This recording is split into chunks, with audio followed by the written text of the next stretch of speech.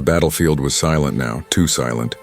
The wind moved across the broken land, carrying the smell of smoke and metal. Black clouds hung low and fires still burned where machines had fallen. In that lifeless place, one man moved slowly between the ruins. His name was Ethan, a human soldier, one of the few who had survived the last great battle between humans and the alien race known as the Varelians. Ethan's suit was torn.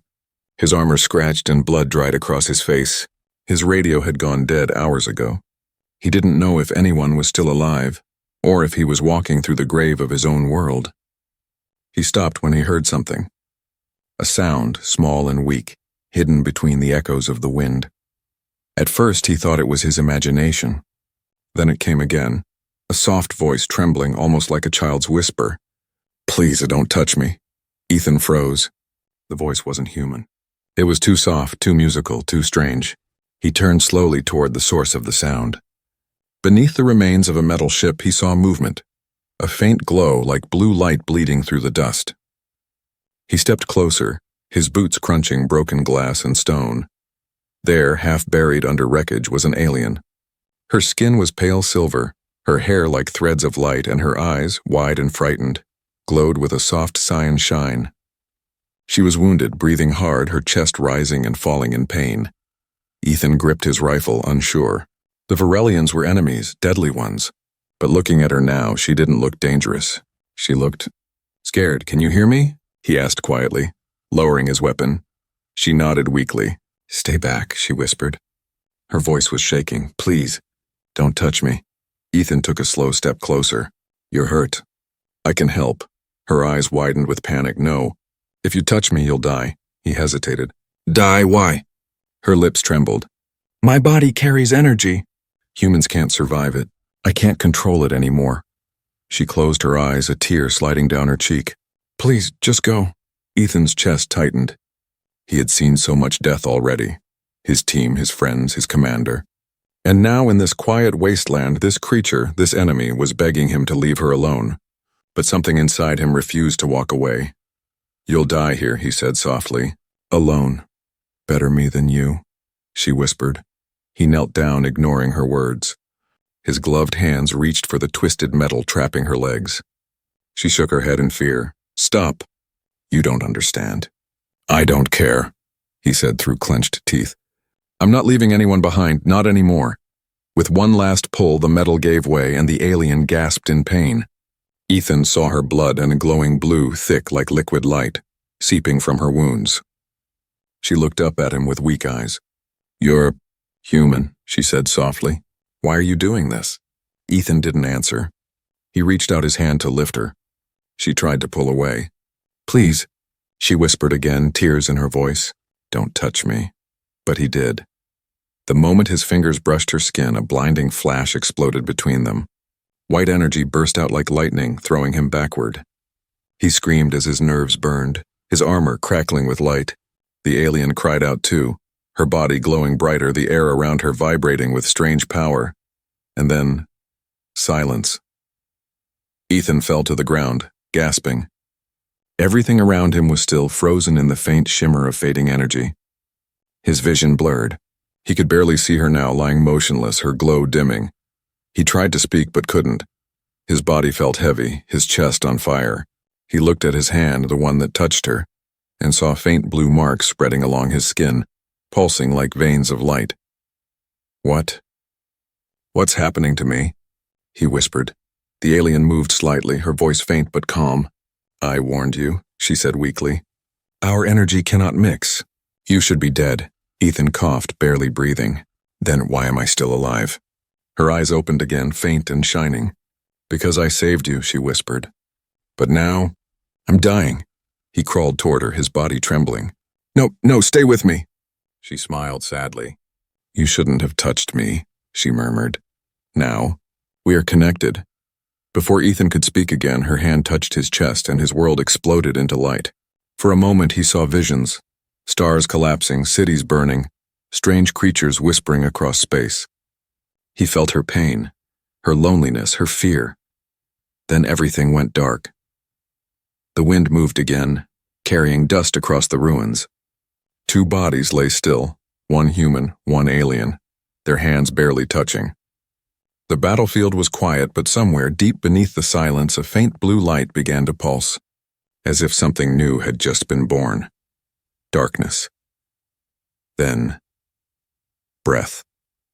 Slow, heavy, trembling breath. Ethan's eyes opened to a sky that wasn't his. Above him, soft blue lights floated like fireflies, glowing against a ceiling made of crystal. The air was warm, thick with strange energy that hummed quietly in his ears. He tried to move, but his body felt numb, heavy like stone. His fingers tingled, the same hand that had touched the alien girl now pulsing faintly with blue light.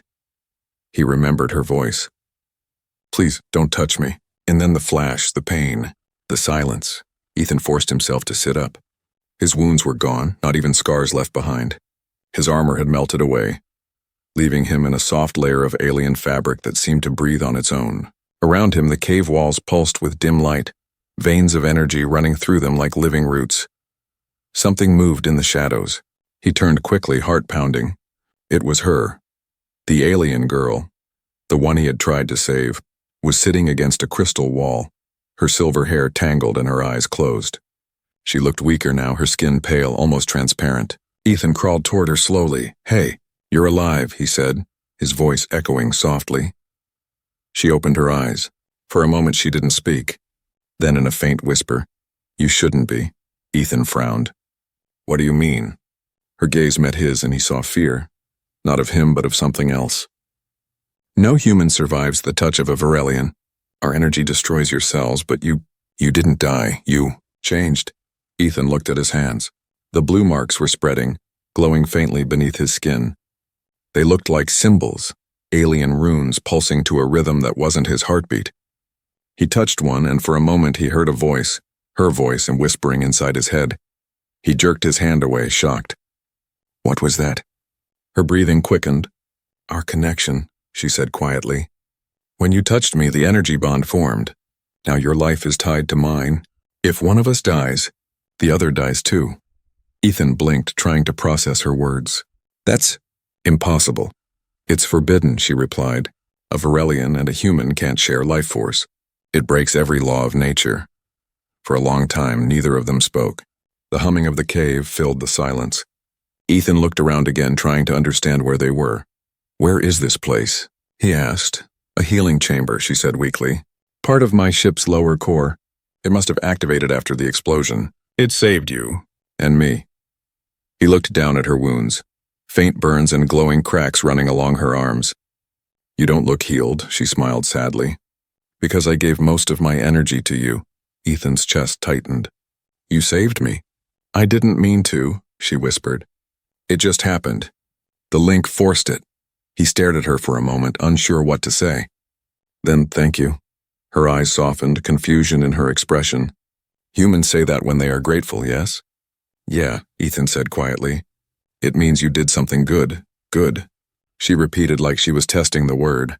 "Where I come from, touching a human is a crime. Saving one is unthinkable." Ethan gave a faint smile. "Then I guess you're a criminal now."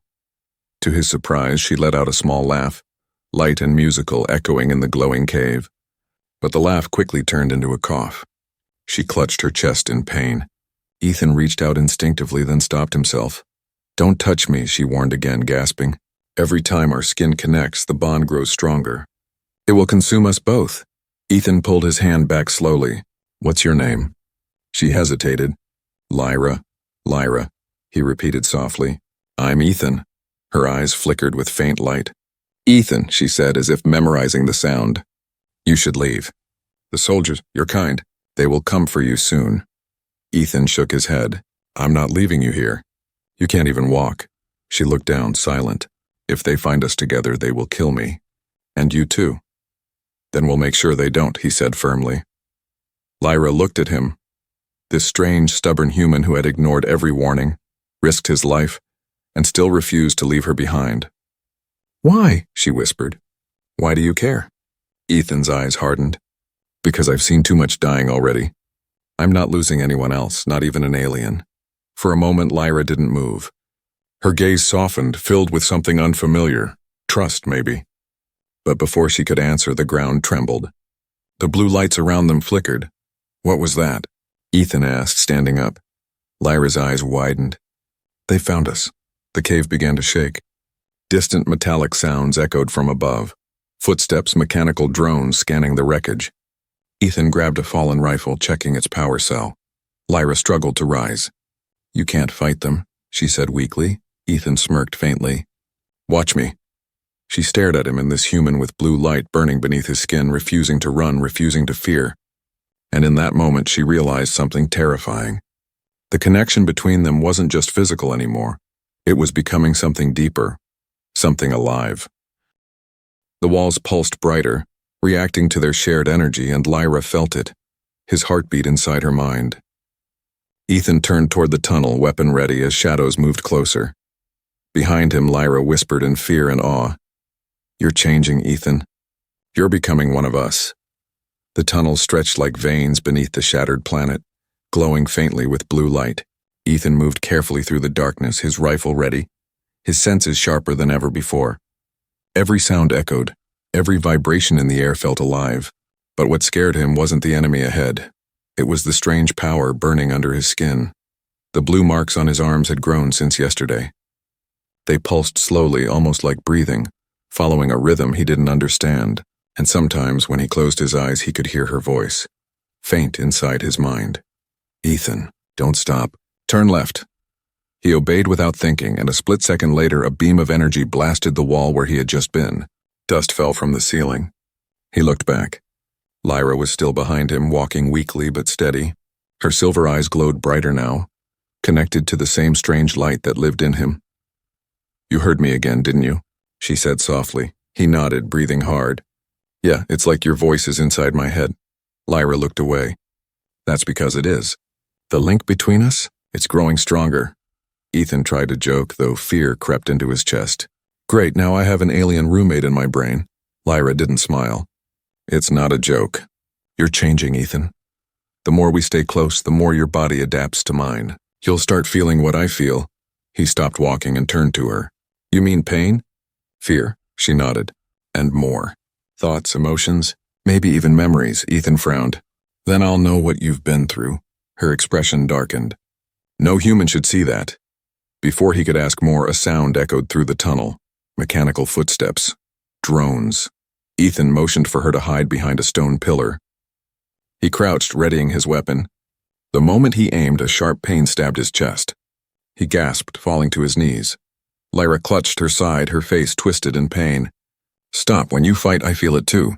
Ethan bit his lip, forcing himself to stand. Then close your eyes, he said, firing a burst of energy at the drone. The blast tore through the air, hitting the machine squarely. It exploded in sparks. Lyra screamed as if she had been shot. She collapsed, trembling. Ethan dropped his rifle and ran to her.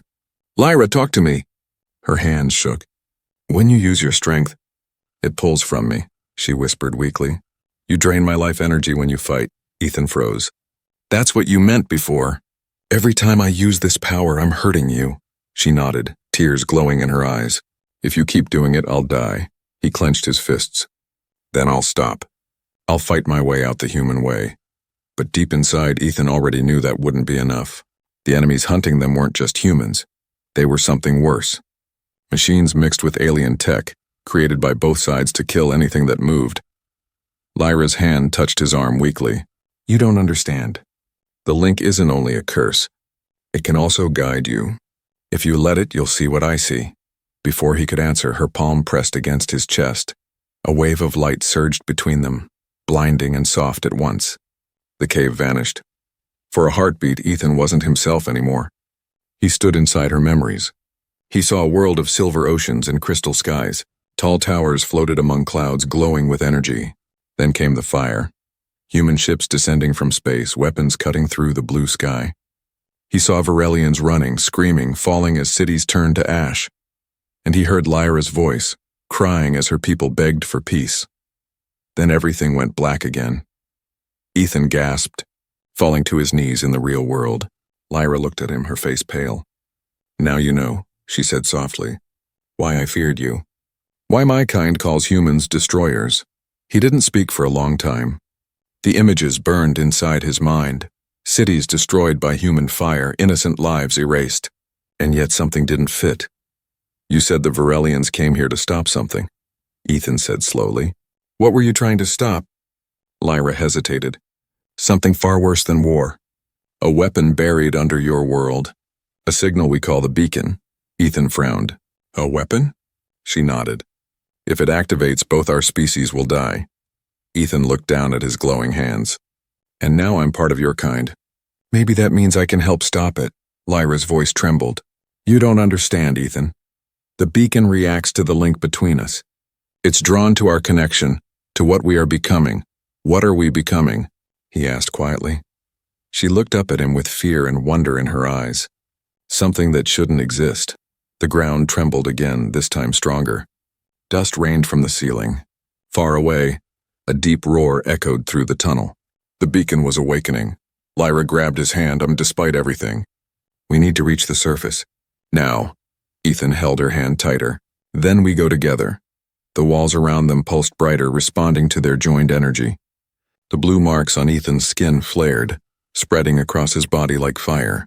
For the first time, Lyra didn't tell him to let go. They ran through the tunnel. One human, one alien, bound by a forbidden link that could save or destroy both worlds. Behind them, the light of the beacon began to glow. Alive, hungry, waiting, the tunnels trembled as if the planet itself was breathing. Ethan and Lyra ran through the glowing caverns, the blue light pulsing faster around them, matching the rhythm of their hearts. Behind them, the sound of machines grew louder, a metallic storm chasing them through the dark. Ethan could barely think.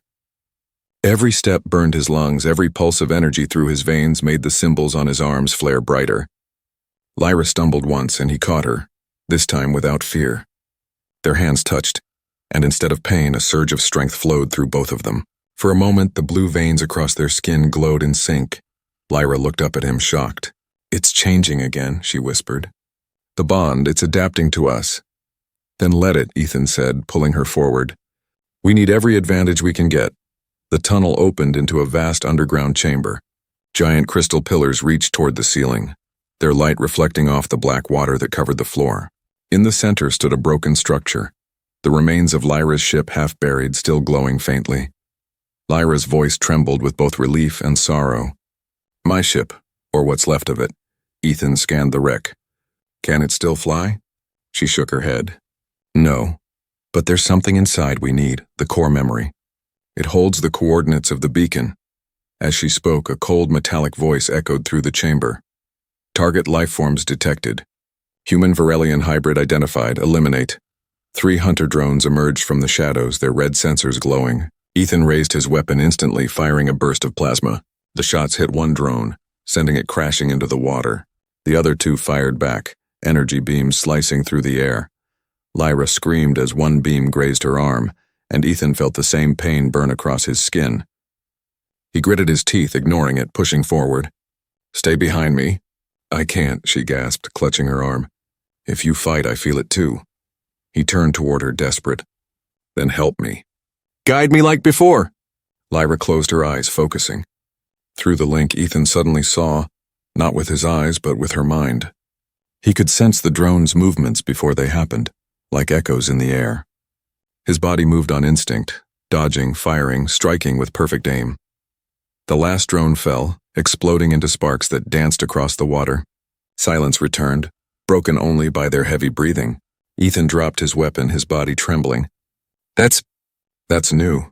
Lyra smiled faintly. We shared senses. The bond let you see what I see.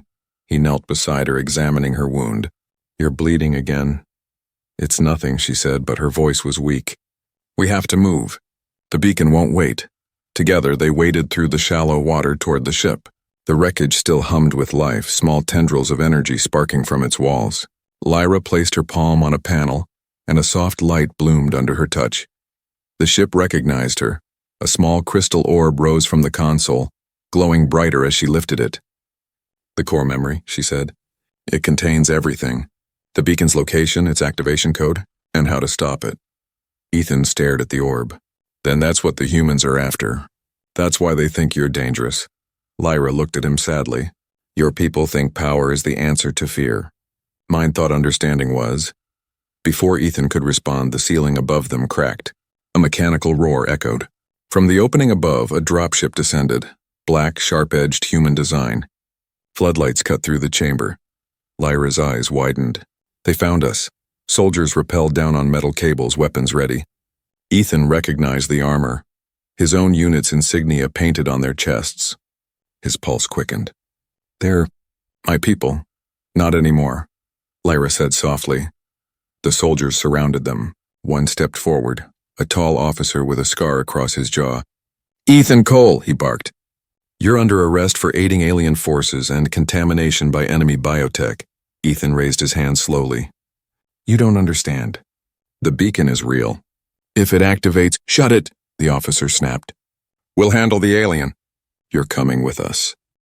Behind him, two soldiers grabbed Lyra roughly.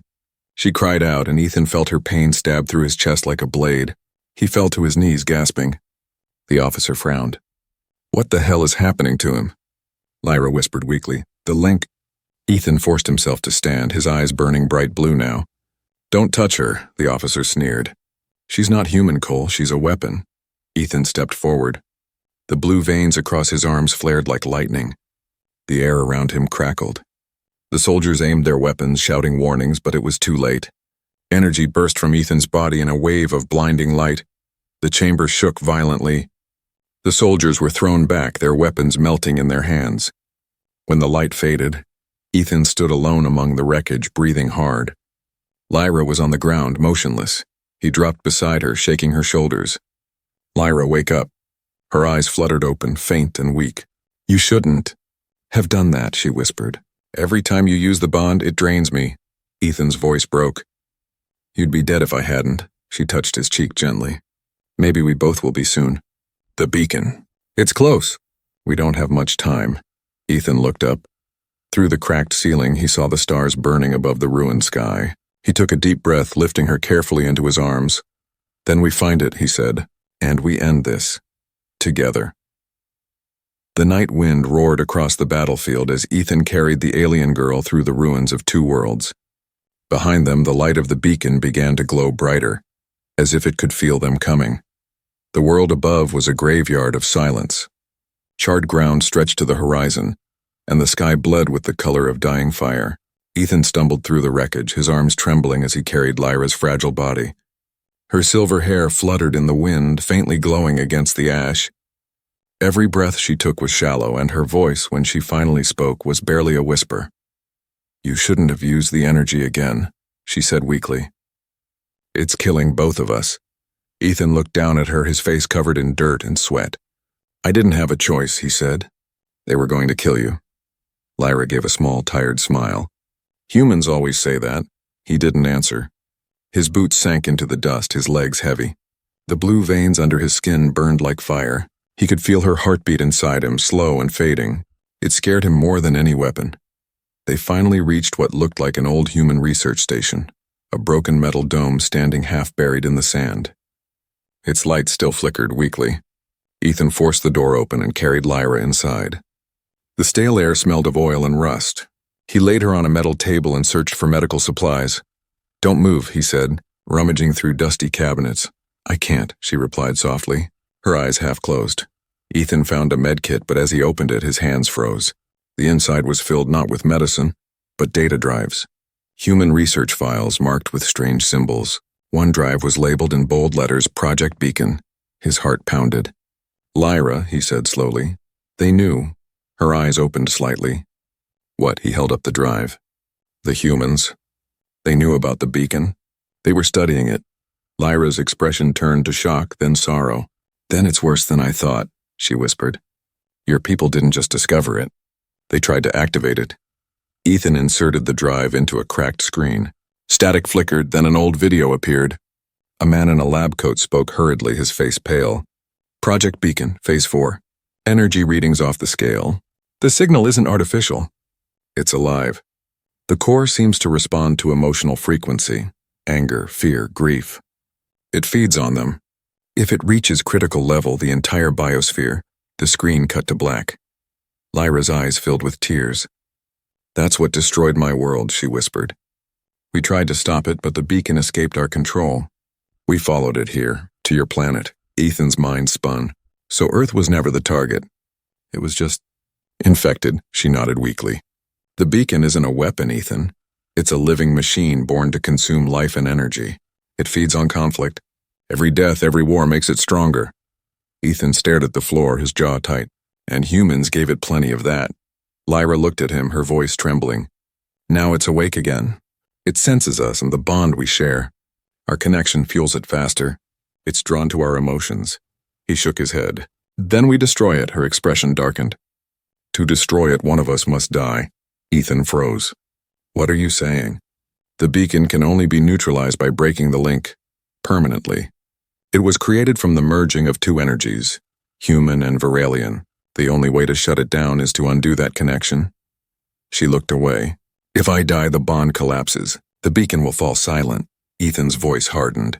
No, we'll find another way. There is no other way, she whispered. He slammed his hand against the table, the blue light in his veins flaring brighter. You think I'm going to let you die after everything we've been through? After I saw your memories? No, we end this together. Lyra's eyes softened. You don't understand, Ethan. You were never meant to survive this. My touch should have killed you. You're something new. Part human, part Varelian. The beacon reacts to what you are becoming. Maybe. You were meant to stop it. He stepped closer, taking her hand. Then I'll use it. Whatever this is, this curse, this connection, I'll use it to shut the beacon down. Tears glimmered in her glowing eyes. You can't fight it alone. It will consume you. Ethan's grip tightened. Then let it, as long as Earth survives. Before she could respond, a loud explosion shook the ground. The door behind them burst open and blinding light flooded the room. Soldiers stormed in, humans again wearing heavy exosuits. Targets located. One shouted, "Engage!" Ethan turned, raising his weapon. Lyra struggled to sit up. Don't, Ethan, she pleaded. Every time you fight, it drains me. He glanced at her, then at the soldiers. I'm sorry, he said quietly. The room exploded in light. Energy burst from Ethan's body like a storm, throwing soldiers across the room. Sparks rained down. Metal twisted and melted, and the walls glowed with the same blue symbols that covered his skin. When it was over, the air was thick with smoke. Ethan fell to his knees, exhausted. Lyra crawled toward him, her face pale. You're killing yourself, she whispered. He looked up at her with burning eyes. If that's what it takes. Lyra reached out, her trembling hand brushing his cheek. You're not just human anymore, Ethan. You're proof that two worlds can exist together. Don't lose that. Her voice faded as the station alarm screamed in the distance. Red warning lights flashed across the walls. A robotic voice echoed. Beacon activation in progress. Detonation sequence beginning. Lyra's eyes widened in terror. It's too late. Ethan stood, gripping her hand. Then we stop it now. He looked toward the horizon where a faint blue column of light was rising into the sky. The beacon had awakened, and it was calling for them. The ground shook like a living heartbeat. Far on the horizon, a pillar of blue light reached into the sky. The beacon, alive and growing. It pulsed in slow waves, each throb sending ripples of energy across the ruined land. Machines twisted and screamed as their circuits overloaded. Birds fell from the sky. The air shimmered with static, humming with a sound too deep to be natural. Ethan and Lyra stood on a rocky ridge overlooking the chaos. The light of the beacon reflected in Lyra's silver eyes, bright enough to make her tears glow. It's awake, she whispered. It's feeding again. Ethan clenched his fists. The blue markings on his skin glowed brighter, spreading up his neck. His veins burned like liquid fire, and every beat of the beacon echoed inside his chest. Then let's finish this, he said through gritted teeth. Lyra turned to him, her face pale but calm. If we go there, Ethan, we don't come back. You know that, he looked at her, eyes fierce. I don't care. If we don't stop it, no one will have a world left to come back to. The wind roared between them, carrying ash and dust. For a moment, neither spoke. Then Lyra reached out, placing her glowing hand over his heart. You've changed so much, she whispered. You were supposed to hate us. Yet you became something even my people feared to imagine. Ethan placed his hand over hers. Maybe that's what being human means, he said softly. We learned to care for the things we were told to destroy. Their bond pulsed between them, light meeting light, heart meeting heart. The ground beneath them cracked as the beacon's energy surged again, pulling them closer like gravity. They began to walk toward it. The closer they got, the stronger the pull became. The beacon stood like a giant crystal spire, thousands of meters tall, surrounded by floating fragments of rock and metal that orbited it like planets around a sun. Lightning arced between the pieces, blue and white, tearing the sky open. Ethan could feel it. The beacon calling him, whispering through the energy link. It wasn't just a machine. It was aware Ethan Cole, the bridge between life and death. "Come to me." He staggered, clutching his head. "It's talking to me," he said, his voice shaking. Lyra gripped his arm. "Don't listen. It feeds on your thoughts, your memories. It wants your pain." He took a deep breath. "Then it's going to choke." They reached the outer edge of the beacon's field. The air crackled thick with power.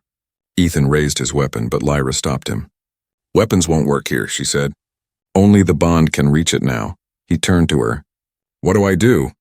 "You already know," she said softly. "You felt it since the first time you touched me." Ethan hesitated. "Lyra, if I do this, what happens to you?" She smiled sadly. "You already know that too." His chest tightened. "No, there has to be another way." "There isn't," she said, stepping closer. "Our bond created this power. My death will end it, but your heart, your human soul, can give it meaning." He shook his head, tears mixing with ash. "You can't ask me to let you die." Lyra touched his face gently, her skin glowing against his. "I'm not asking. I'm trusting." The beacon's energy rose again, sending a shockwave through the ground. The sky tore open and blue lightning shot upward like a storm made of stars. Ethan's knees buckled. He could feel the beacon pulling him inside. Through the link, through her. Lyra stepped forward, her arms open. "Come with me," she whispered. They moved together, walking into the storm. The light swallowed them whole. Inside, there was no ground, no sky, only endless light. It wasn't heat, but memory. Visions swirling around them. Ethan saw everything at once. The war, the cities burning, the lives lost on both sides. He saw Lyra as a child, laughing under the twin suns of her home world. He saw himself, holding a weapon he no longer believed in. And then, he saw the beacon's heart, a vast sphere of energy, pulsing like a heartbeat. Lyra turned to him, tears streaming down her glowing cheeks. "This is where it ends." Ethan reached for her hand. "No. This is where it begins." He pulled her close, and their hands touched the core. A flash of light exploded outward. The beacon screamed, not a sound but a feeling, a vibration that tore through space itself. The ground outside shattered. Mountains split. The sky turned white. Lyra's body began to dissolve into light. She smiled one last time. "You changed me, Ethan. You changed what it means to be alive." He held her hand tighter as her form faded. "Lyra, I'll always be with you," she whispered, "in every heartbeat." Then she was gone. The beacon cracked. Its light dimmed. The pulsing stopped. For the first time in centuries, the world fell silent. When the dust cleared, Ethan stood alone in the center of a massive crater. The beacon was gone. Nothing left but faint blue ashes floating in the wind. He fell to his knees, exhausted, tears burning down his face. He looked at his hands. The glowing marks were fading one by one until only faint scars remained. The link was broken. Lyra was gone. But as he pressed his palm to his chest, he could still feel it. A faint echo of her heartbeat deep inside him. The sun broke through the clouds for the first time in months, lighting the ruins in soft gold. Ethan stood slowly, staring at the horizon. "She saved us all," he whispered, "and she'll never be forgotten." The wind carried his words away, across the broken land, toward the silent stars. The wind carried silence across the ruins. The beacon was gone. The storm had passed. What remained was a broken world, quiet, scarred, but alive. Ethan stood at the center of a wide crater, his armor cracked and burned, his skin marked with faint blue scars that still glimmered in the sunlight. His body ached, but inside him a deeper ache burned, the hollow space where Lyra's voice had once lived. He took a slow breath, feeling the soft hum of wind around him. For the first time, it wasn't filled with fear or destruction. It was peace. All around, the land was beginning to heal. The blackened soil shimmered faintly with life. Strange blue flowers were sprouting from the ash, glowing softly like the light that once surrounded Lyra. It was as if her energy, her spirit, had become part of the planet itself. Ethan knelt and touched one of the flowers gently. It felt warm, alive, humming faintly under his fingers. He smiled sadly. "You're still here," he whispered. A faint whisper brushed across his mind. Not words, just a feeling. A quiet comfort. He closed his eyes, and for a heartbeat he felt her presence beside him again. Then came the sound of engines. He turned. On the horizon, human ships approached, black and silver flying low. He could see soldiers inside, their armor shining under the new sunlight. They had come to investigate the energy collapse, to see what remained. Ethan didn't move as the ships landed around the crater. Soldiers stepped out, weapons raised. One man, an officer, shouted through his helmet speaker, "Identify yourself." Ethan lifted his hands slowly. "Name's Ethan Cole," he said hoarsely. "Last survivor of Task Force Delta." The soldiers exchanged nervous glances. "That's impossible," one muttered. "Delta went missing weeks ago." The officer approached cautiously. "What happened here, soldier? Where's the alien threat?" Ethan looked up at the clear sky. "Gone," he said simply. "She's gone." They surrounded him, scanning the area. Their instruments beeped wildly, detecting strange energy readings still radiating from Ethan's body. The officer frowned. "You're contaminated. You need to come with us for quarantine." Ethan chuckled softly. "Contaminated?" "No. Connected." The officer's brow furrowed. "What did you say?" Ethan met his gaze, calm and steady. "You call them enemies. But they were never the danger. The real enemy was what we created, our fear, our greed. I saw what the beacon did, and I saw what it took to stop it." The soldiers hesitated. His words weren't angry. They were tired, honest. Something in his voice made them lower their weapons. The officer studied him for a long time. "You broke every protocol, every law we have. You disobeyed orders, joined with an alien, and destroyed a weapon that could have won the war." Ethan looked away, a faint smile on his lips. "Then I guess I broke the right law." Silence filled the air. Even the wind seemed to pause. One of the younger soldiers stepped forward. "Sir, the energy levels are stabilizing. Whatever he did, it worked.